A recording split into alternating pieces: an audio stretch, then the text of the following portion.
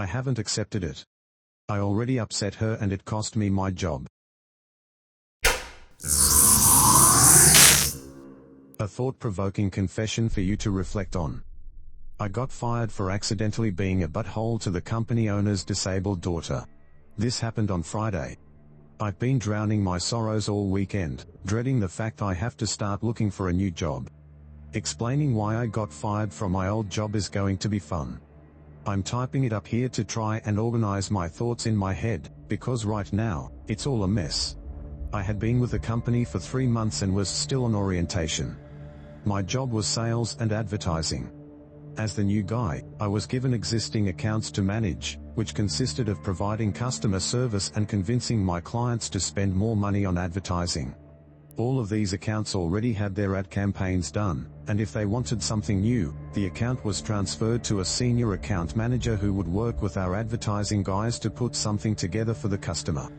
Eventually, I hoped to have that job, but I had to pay my dues by proving I could maintain existing accounts and convince them to spend more money first. Everything was going great, until last week, when we were scheduled to have our quarterly retreat. Since we were the main regional office in the area, all of the employees from the satellite locations came to our office for the retreat. The owner of the company rarely visits our office. He's been overseeing the setup of a new satellite office for the last year, according to my co-workers. But he was there for the retreat, as was his disabled daughter, Amy. Not her real name, for the sake of privacy. One of my co-workers told me Amy works at one of the satellite offices and I probably wouldn't have much interaction with her, but I should be nice. That seemed like a no-brainer. I'm nice to everyone, regardless. I won't claim to be an expert on Amy's disability, but it seemed like she had childlike mannerisms and struggled with expressing herself. She also had some problem with motor skills. I'll describe the only interaction I had with her prior to the incident. I went to refill my coffee and Amy was in front of me, getting her coffee. I watched her struggle with getting condiments added and putting the lid on, so I politely asked if she needed any help. She thanked me, said she did, and let me finish making it. While I was making it, she said she hated coffee, but her dad made her drink it because she had to be, in a loud voice, always alert. I smiled, said that was definitely important, and handed her the cup. She thanked me again and went back to the office her dad was using, where she had been most of the day. I felt like I had been a good Samaritan and went on my way. Most of the retreat is team-building exercises. Prior to the incident, Amy only participated in the puzzle race, where groups put puzzles together without the box art to see which team can finish faster. Amy wasn't in my group, so I didn't have any interaction with her there. Neither of our teams won. The big event, and the one that everyone seemed the most excited for, was the last activity of the day. Our boss gave us a list of potential clients. We were supposed to select 3 as a group, and put together something to attract the customer. We were told we would be judged on our creativity. My group explained that we could do pictures, slogans, jingles. Whatever we wanted. Each person expected to work on one individually, then work with their group to polish it up before it was presented to everyone. It was kind of a big deal because at previous retreats, there would be clients on the list the owner was already close to bringing on board, and if you impressed the owner, you might just land that account. I went with a jingle, rhymed a few words, and recorded it. It was silly but fit the brand. My group gave me some pointers, we made some improvements, and I recorded the final product for submission. I helped my team with their projects until it was time to turn everything in. After everything was turned in, we gathered in the big conference room to critique each other. The owner went through them one by one. If it was a picture or storyboard, he'd put it up, read it, and we'd make comments. Good or bad. There were some that were great which drew a lot of compliments, and some that were really bad, which we laughed about as a group. You could tell the senior account managers didn't care much about the exercise or put much effort into their pitches. Nobody seemed to get upset or offended, regardless of the feedback. When my jingle was played, it got a lot of comments, not all of them good, and I took the feedback with a smile. After getting my feedback, I felt a little more comfortable about sharing my thoughts on other presentations. I gave what I thought was valuable feedback to a few products, laughed at a couple others, and then a rather crude drawing was put up for the exact same company I had chosen. I immediately joked that well, at least my jingle was better than that. Did a 3-year-old draw it? And laughed. To absolute silence. I was really confused because plenty of people had made jokes and everyone laughed. Instead, a few people looked at me like I was disgusting, and the owner said, well, if you don't have anything nice to say, keep it yourself, maybe? Then my boss scooted down to where I was sitting and told me I needed to go to my desk. Now, I noticed as I was gathering my things that the owner's daughter was red-faced and starting to tear up. The team building exercise was over for me. I went back to my desk and it began to sink in that the drawing must have been drawn by the owner's daughter. There was no warning or anything. The owner didn't reveal who put together what we were looking at until after a few critiques. Maybe I should have known?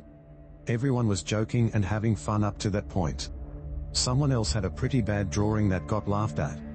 Either way, I felt awful. As soon as the event was over, I approached my boss to apologize. He told me to wait for him in his office. Long story short, I was fired. My boss said since I was still on orientation, he had decided I wasn't a good fit for the company, so it was better to let me go now. He didn't outright say I was being fired for making fun of her drawing, but that's literally the only thing that I've ever gotten in trouble for. My work, up until that point, had been praised. I didn't get much time to process it because my boss had already called security, who showed up fairly quickly, and escorted me to my desk to gather my things before escorting me out of the building. An hour later, I got a call from one of my former teammates, who asked if I wanted to join the team for a drink one last time. They needed it after the retreat, and felt bad that they didn't warn me. I wasn't feeling up for it, but I wanted to try and make sense of the whole situation, so I went to the bar. In the back of my mind, I was thinking that since I'm about to start looking for a new job, a few references from former co-workers wouldn't be bad, since I definitely won't be getting one from my boss or the owner of the company after everything that happened. The team explained that Amy comes to all of these retreats, and she always does some crude drawing like that. Everyone just sort of knows to say nice things about it, and move on. One of my teammates said that once you've seen one of her drawings, you know what to look for. Well, I didn't, and nobody warned me. I started to get pretty upset that this was a known thing and everyone knew but me, but what could I do? I had already messed up, and it cost me my job. The team also shared more about Amy. Apparently she works at one of the satellite offices but doesn't really do anything. The people in charge of the office try to come up with stuff for her to do because she gets upset when she's bored.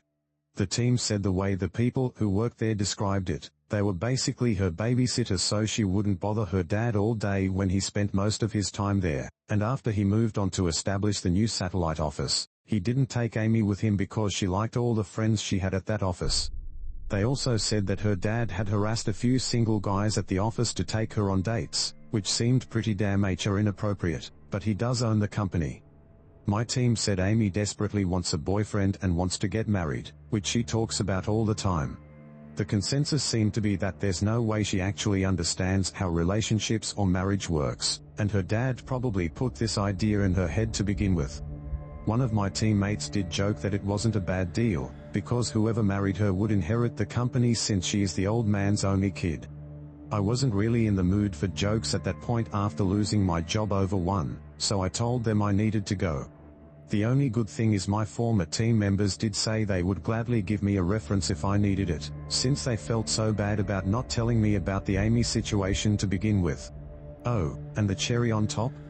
Amy sent me a Facebook friend request over the weekend. I haven't accepted it. I already upset her and it cost me my job.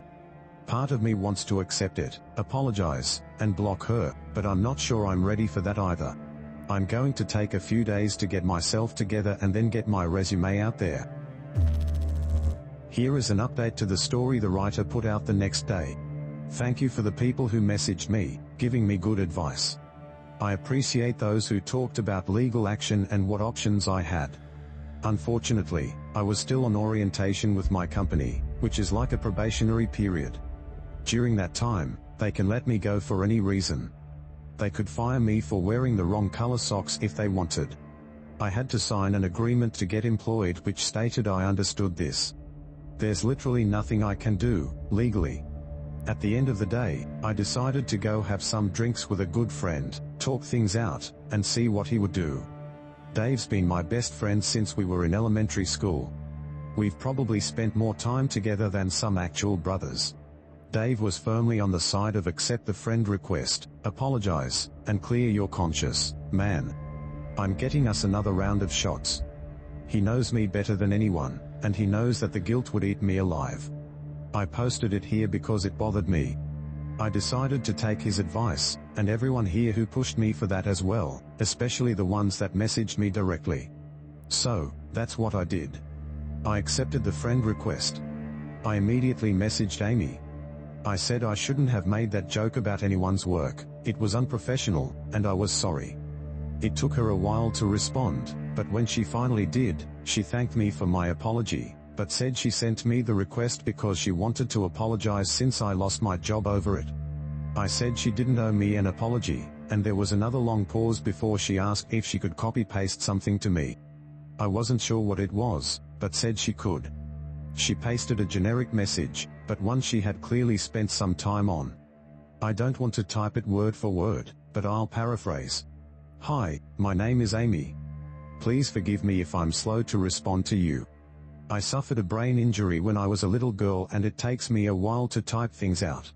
There was more to it, but that's the basic stuff. I responded, saying it was not a problem, and she could take all the time she needed. Amy and I ended up messaging back and forth until almost 3 a.m. No, we didn't fall in love. We aren't going on a date. I'm not going to marry her for revenge so I can take her dad's company, as some of you suggested. However, I do think I would like to be friends with her. Not because I feel bad for her, but because she's a genuinely nice person and honestly, everyone could use a few friends like that. We spent a lot of time talking about her. That's just the direction it went, so I asked questions since she seemed comfortable talking about it. Amy was in a car accident when she was a kid. She was in the car with her mom and they were hit by a drunk driver, coming back from a birthday party for one of her classmates. Her mom didn't make it, and Amy suffered a brain injury that impacts her motor skills.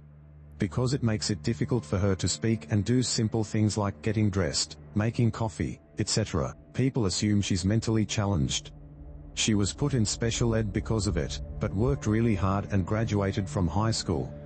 She even wanted to go to college but her dad didn't think it was a good idea. Her life has been difficult because it's hard for her to communicate with people. By the time she can get a fully formed sentence out, the conversation is over. She can type, slowly, but most people don't want to type when they're face to face. She even admitted that when she's not at work, she will sometimes carry a tablet and pretend she's mute, because that's just easier. We eventually circled back to the drawing and my terrible response to it. She wasn't that offended by my response, because she assumed I didn't know. She got upset, primarily, because she knew all hell was about to break loose and she had no way to communicate with anyone. She was so upset when she found out I got fired, and tried to talk to her dad, but he wouldn't listen to her. She's fully aware that a lot of people at the company just pretend to be nice to her because she's the owner's daughter, but she does have a few friends at the satellite office where she works who better understand her disability. She gets frustrated because she can't truly contribute anything, but is happy when they are able to find busy work for her to do. It might take her all day to do something another person could do in a couple of hours, but it's better than sitting around bored all day. She knows she's a burden and a bother to her dad when he's around, but he's her dad and she loves him. She wishes every single day she was a daughter he could be proud of, rather than a burden. She tries talking to him via emails and text messages, but he usually doesn't respond. If they're in the same location, he'll just walk over and respond verbally, which is frustrating, because it becomes a one-sided discussion with her unable to do anything but give simple one-word answers like yes or no. She also thanked me again for helping with her coffee. She said that when she was younger, she tried to do everything by herself, and would get mad when people helped her, but now she's learned to appreciate the few who do. Most just stand there and look away, pretending to patiently wait for her to do it on her own. It was getting late for both of us at that point. Really late. It takes her a long time to respond to messages. There's misspellings. I get why someone would assume she's mentally challenged. I myself referred to her in my first post as having childlike mannerisms, which was a misunderstanding on my part. When she tries to force words quickly or emphasize something, she gets really loud, which makes her sound like an excited toddler rather than an adult trying to have a conversation. We ended our talk last night agreeing to talk again sometime. She asked if I had watched the first episode of House of Dragon yet, which I have, and she asked if I'd like to talk about it after she watches it. I told her I'd love to. So that's it, that's the update. Sorry to those who expected me to steal her dad's company. I'm definitely not doing that. Talking to Amy did make me feel a lot better though. I don't know how I'm going to handle the whole firing thing at my next interview, but a few of you suggested I just leave a gap on my resume, and I may just do that. What did you think of today's story? Did it go the way you expected it to? Let me know in the comments below. I hope to fill the channel with more, long-form confessions like this that leave you thinking.